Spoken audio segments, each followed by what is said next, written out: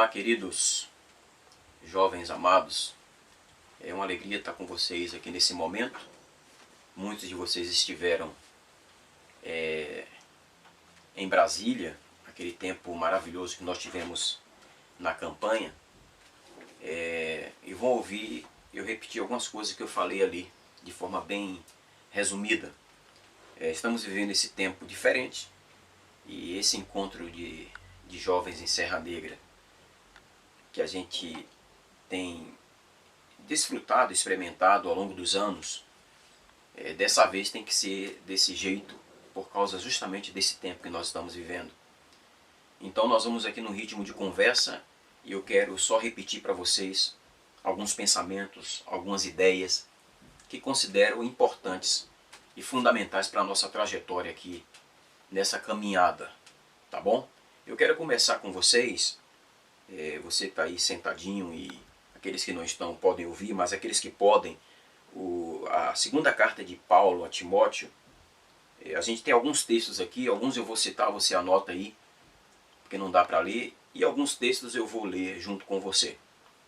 Segunda carta de Paulo a Timóteo, no capítulo 4, versículos 6 ao 8, a gente começa com esse texto, que diz assim: quanto a mim, estou sendo já oferecido por libação, e o tempo da minha partida é chegado.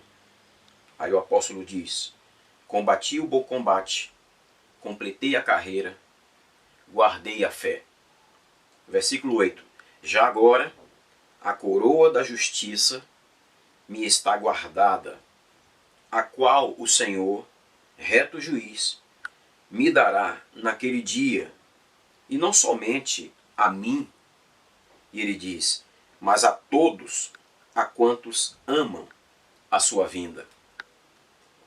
Lendo esse texto, que eu já li algumas vezes, certamente você também, mas quando estava lendo esse texto, eu estava pensando no seguinte: Paulo, quando escreve isso, é bom lembrar que ele estava prestes a ser condenado e estava certo de que receberia a sentença máxima por aquilo que ele escreve, né? No versículo 6, ele diz que quanto a mim já estou sendo oferecido por libação, e o tempo da minha partida é chegado.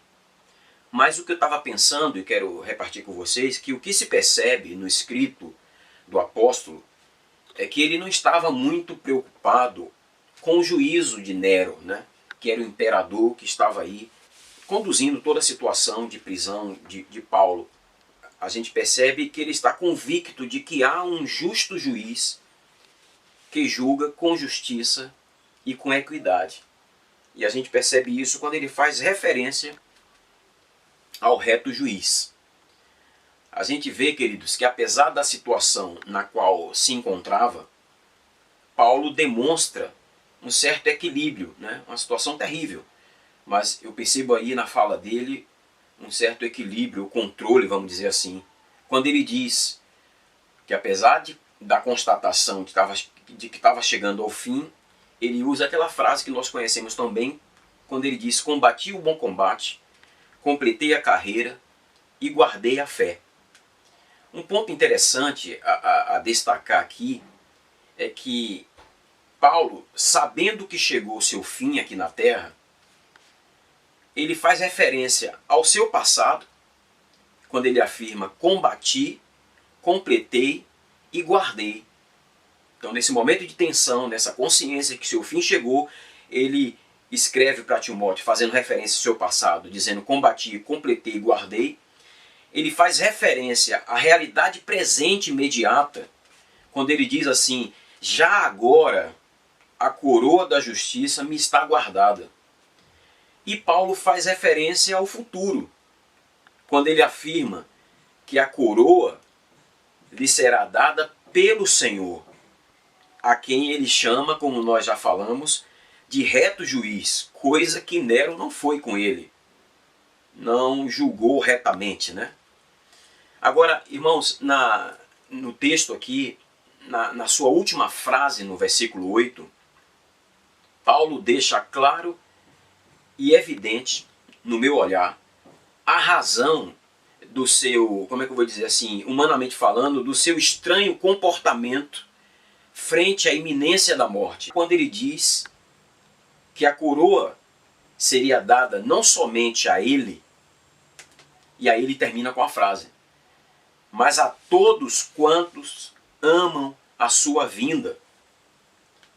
Aqui, amados, Paulo faz alusão à vinda triunfante de Jesus nas nuvens com poder e glória. Então, para mim, aqui está o ponto X.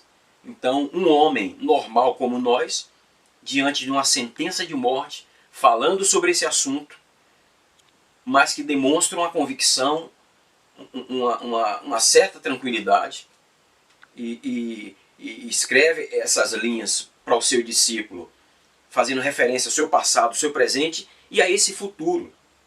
Então esse para mim é o ponto-chave que revela essa, vamos dizer, tranquilidade do apóstolo. E aqui eu já paro com vocês para algumas perguntas para a gente pensar, né? E a pergunta é simples, é dentro dessa última frase do apóstolo. A pergunta é a seguinte: nós, os cristãos do século XXI, amamos a vinda de Jesus? Essa é uma pergunta simples, né? Que a gente deve se fazer. E eu estou dando para mim e para você a oportunidade de fazer essa pergunta agora. Nós amamos a vinda de Jesus? Na verdade, queridos, jovens, amados, a resposta dessa pergunta revelará se amamos o próprio Jesus. A resposta dessa pergunta vai revelar se amamos o próprio Jesus. E se amamos Jesus, vamos amar a sua vinda. Concorda comigo? Então Paulo faz referência e diz essa frase: a todos aqueles que amam a sua vinda. É certo, querido, amado irmão, que já hoje podemos amar o Senhor. Como provar esse amor de fato? Estando com Ele, falando com Ele, ouvindo a Ele, andando com Ele. Mas no coração daqueles que o amam de fato, e por isso, vocês lembram lá dele mesmo dizendo, guarda os seus mandamentos, há um desejo perene de vê-lo face a face naquele dia, que é o que nós percebemos no escrito de Paulo, esse desejo. E no escrito de Paulo se referindo àqueles irmãos daquele período que amavam a vinda do Senhor. Eu quero dar uma parada com você aqui agora, para que a gente veja um contraste entre essa afirmação de Paulo, que nós lemos em 2 Timóteo capítulo 4, versículo 8, na última frase, quando ele diz: a todos quantos amam a sua vinda. E aí, vá comigo aí para o versículo 10, para você ver um contraste, né? Que me chamou a atenção.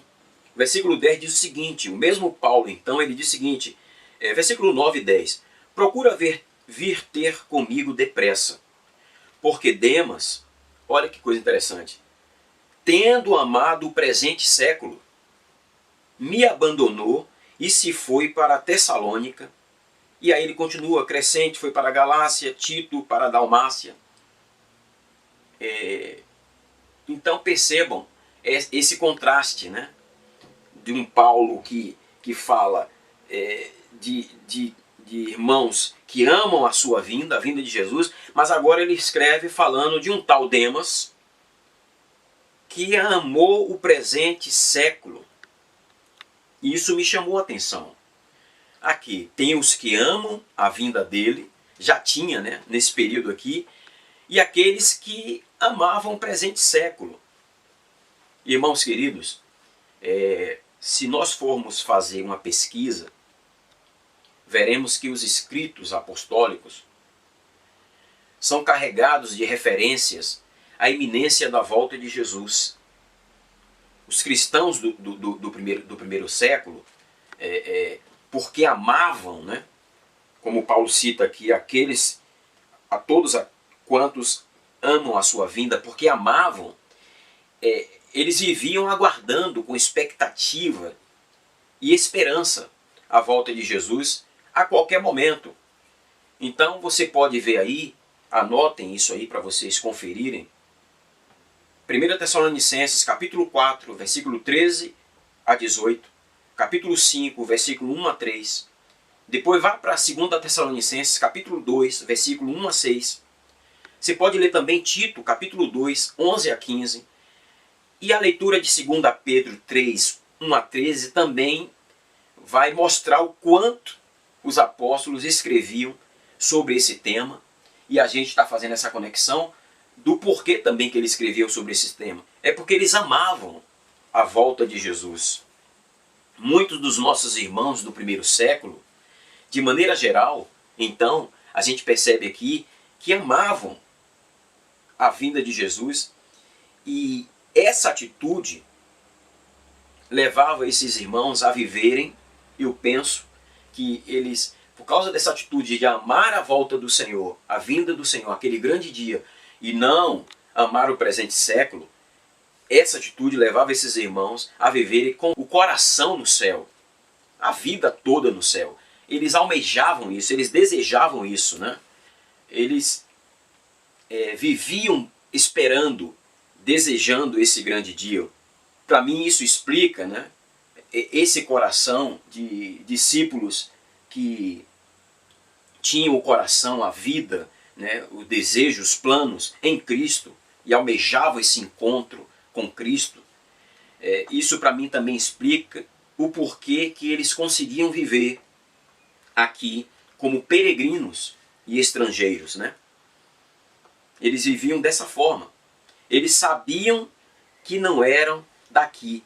E aí alguns textos eu falei para vocês que eu ia citar, alguns eu já citei, mas dentro dessa linha, Paulo diz assim: não que eu tenha já recebido, tenha já obtido a perfeição, mas prossigo para conquistar aquilo para o que também fui conquistado por Cristo Jesus. Irmãos, quanto a mim, não julgo havê-lo alcançado, mas uma coisa faço, esquecendo-me das coisas que para trás ficam e avançando para as que estão diante de mim. Prossigo para o alvo, para o prêmio da soberana vocação de Deus em Cristo Jesus.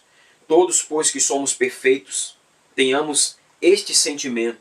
E se porventura pensais de outro modo, também isto Deus vos esclarecerá. Todavia, andemos de acordo com o que já alcançamos. Aí ele prossegue: irmãos, sede imitadores meus, e observai os que andam segundo o modelo que tendes em nós. Pois muitos andam entre nós, dos quais repetidas vezes eu vos dizia, e agora vos digo, até chorando, que são inimigos da cruz de Cristo. O destino deles é a perdição, o Deus deles é o ventre, e a glória deles está na sua infâmia, visto que só se preocupam com as coisas terrenas, amam o presente século, né?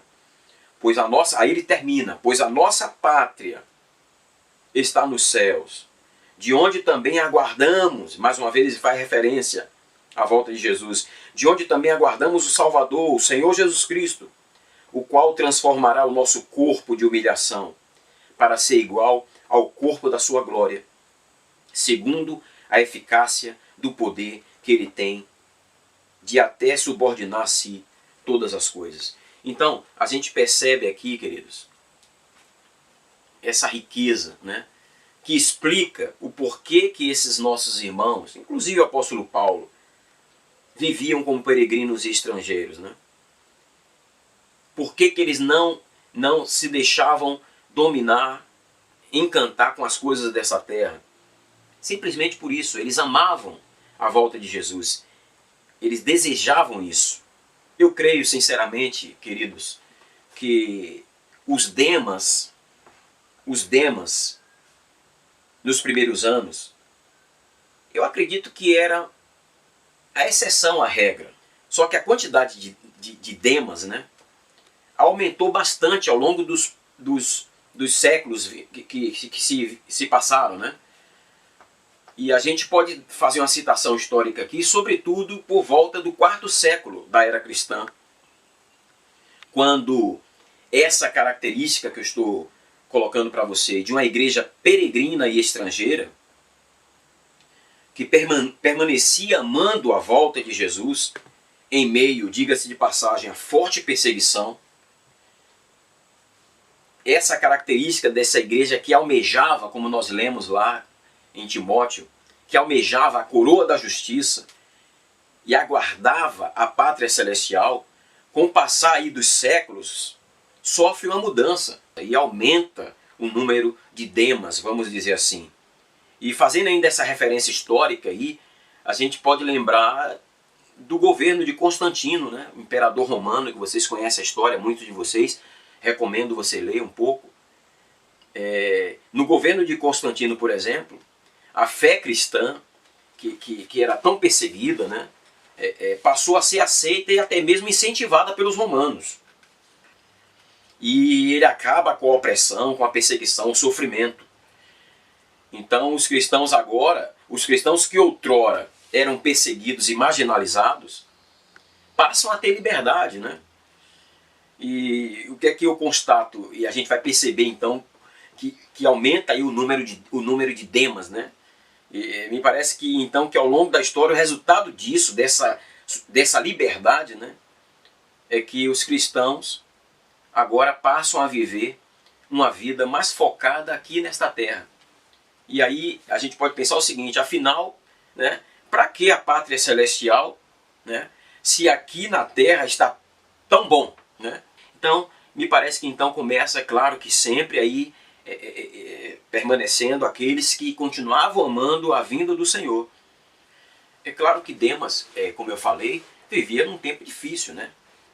Mas certamente se deixou encantar por alguma coisa daquele presente século a ponto de abandonar, não só a Paulo, né? Ele abandonou esse amor à vinda do Senhor Jesus e amou o presente século. Queridos, estamos vivendo tempos cada vez mais difíceis. Tempos de intensa orquestração e conspiração contra Cristo, seus ensinos, suas promessas e sua igreja. Estamos vivendo, eu diria, os últimos dias dos últimos dias. Tá? Mas o que deve nos fazer descansar é que o Senhor não apenas reina, como nós sabemos e cremos, o Senhor não apenas reina, como brevemente Ele voltará. O que é que nós precisamos? Amar a vinda dEle. Essa é a questão, amados. Nós, a igreja dos últimos dias, ou seja, a igreja dos últimos dias, né? Precisamos amar a vinda do Senhor. Nós, que eu falo, sobretudo, a igreja chamada livre, né?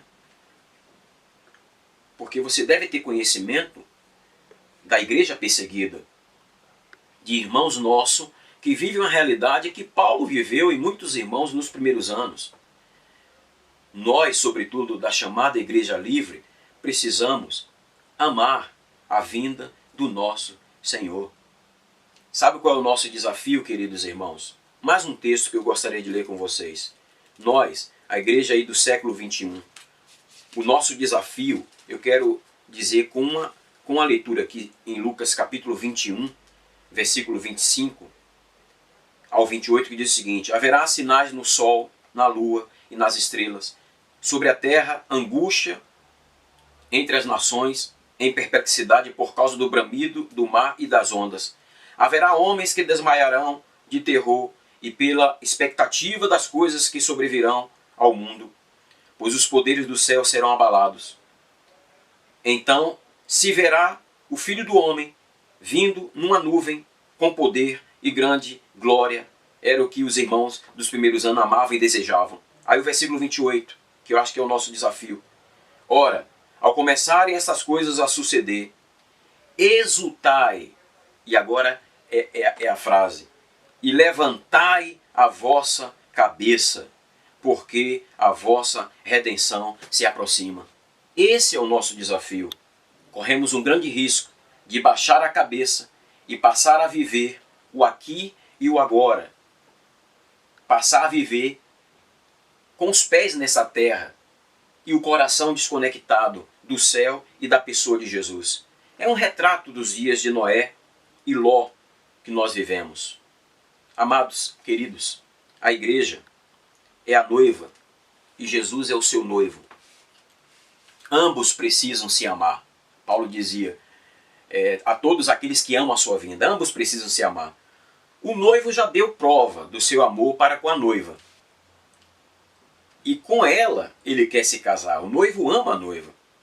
E esse casamento vai acontecer justamente no dia que ele voltar. O primeiro passo para um casamento é dado quando o casal faz um compromisso de noivado. Se referindo a nós, a igreja, a gente pode citar aqui, e esse casamento, esse noivado pode apontar para o dia em que eu e você cremos, ouvimos o Evangelho, cremos, nos arrependemos e fomos batizados. Depois do compromisso assumido do noivado, é que vem o casamento, as bodas, o banquete nupcial. E isso tem a ver com essa vinda de Jesus. Por isso Paulo diz que ele, e não só ele, mas muitos outros amavam esse dia. Mas deixa eu te dizer uma coisa, queridos. Entre o noivado, que nós já estamos noivos, tá certo? Assumimos um compromisso com o nosso noivo. Cremos, nos arrependemos e fomos batizados. Esse é o nosso compromisso. Mas entre o noivado e o casamento tem algo extremamente importante, que é o que eu vou chamar de intervalo. Nós ficamos noivos, você lembra o dia que você ficou noivo? Eu fiquei noiva, a igreja é a noiva, mas entre esse dia do noivado até o dia em que nós amamos, que é o dia da volta dele, tem um intervalo. E nesse intervalo envolve espera, relacionamento, conhecimento e preparo. Esse intervalo antecede o grande dia, antecede o casamento. E é nesse tempo que nós estamos vivendo.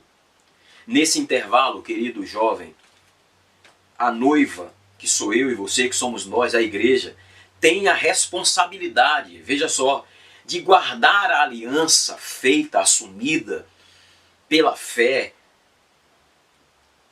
no arrependimento e no batismo, amando